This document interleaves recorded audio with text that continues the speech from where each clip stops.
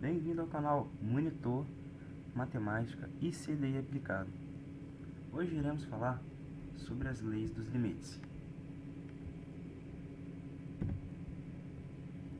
Seja C uma constante, suponha que existam os limites limite de f de x quando x tende a e limite de g de x quando x tende a, então podemos acreditar que limite de f de x mais g de x quando x tende a é igual a limite de f de x quando x tende a mais limite de g de x quando x tende a.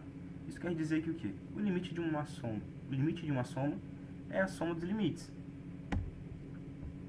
Agora, propriedade 2.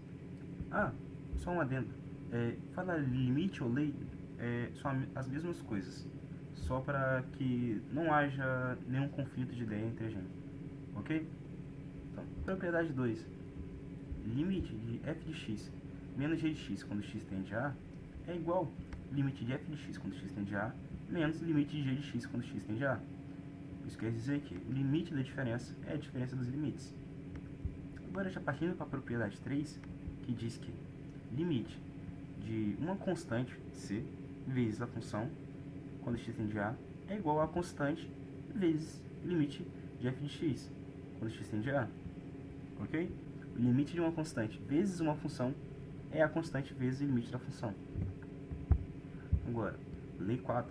Limite de f de x vezes g de x quando x tende a é igual ao limite de f de x quando x tende a vezes o limite de g de x quando x tende a. Isso quer dizer que o limite de um produto é o produto dos limites. Ok? Agora, já partindo para a lei 5, que diz limite de f de x sobre g de x quando x tende a é igual ao limite de f de x quando x tende a sobre limite de g de x quando x tende a. Claro, se limite de g de x quando x tende a for diferente de zero. O que isso quer dizer? O limite de um quociente é o quociente dos limites, desde que o limite do denominador, que nesse caso é o g de x, não seja zero. Por quê? Nós sabemos que não existe divisão por zero. Por quê? Não existe nenhum número que seja divisível por zero. Agora, lei 6. Limite de f de x elevado a n quando x tende a a é igual a limite de f de x quando x tende a isso tudo elevado a n. Isso basicamente quer dizer que o limite de uma função elevado a uma potência é o limite da função elevado à própria potência. Ok? Agora iremos para a lei ou propriedade, se assim você preferir, mais intuitiva na minha noção, que é limite de uma constante quando x tende a é igual à própria constante. Ou seja, limite de uma constante sempre será a própria constante. Ok? Agora, x tende a é igual a A. O que isso quer dizer? Nesse caso, da propriedade 8, é o que? F de x igual a x. Uma função afim. Sabemos que todas as funções afins, elas são funções contínuas.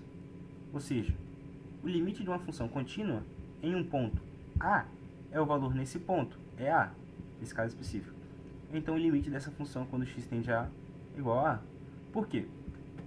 Como f de x igual a x é uma função contínua, f de A será igual a mesma coisa que limite de f de x quando x tende a A. E nesse caso, quando f de x é igual a x, f de A é igual a A, ok? Agora o item 9, que diz limite de x elevado a n quando x tende a é igual a elevado a n. Note que esse aqui é basicamente a junção da propriedade 7 com a propriedade 8, ok? Propriedade 10. Limite de raiz n de x quando x tende a é igual a raiz n de a. Claro, se n é um número inteiro positivo, então isso significa que o limite de uma função elevado à raiz enésima é igual à raiz enésima do limite da função. Uma observação é que se n for um número par, A obrigatoriamente terá que ser maior ou igual a zero, pois não existe nenhum número que, sendo elevado a uma potência par, seja negativo, ok? Agora, partindo para a última propriedade, mas não menos importante, limite de raiz n de f de x quando x tende a é igual a raiz n de limite de f de x quando x tende a. Isso basicamente quer dizer que o limite da raiz enésima de f de x é igual a raiz enésima do limite de f de x, ok? Agora iremos partir para alguns exemplos de fixação. Exemplos de aplicações de lei de limite. Exemplo 1. Qual é o limite de 2x² menos 3x mais 4 quando x tende a 5? Primeiro, propriedade 2, que limite da diferença é a diferença dos limites. Lembra? Propriedade 2. Ou seja, limite da diferença é a diferença dos limites. E propriedade 1. Limite da soma é a soma dos limites. Ok? Agora, já usando a propriedade 3, note que existe a propriedade de 3 o quê? É de uma constante vezes uma função. Note que existe duas constantes multiplicando funções, que é essa e essa. Ou seja, qual é a constante? 2, a função x². Ou seja, 2 vem para cá. E a função continua no mesmo lugar. 2 vem multiplicando toda a função. Todo o limite da função, na verdade. Desculpa. Enquanto 3 já vem para cá. E fica o quê? 3 limite de x quando x tende a 5. Mais limite de 4 quando x tende a 5.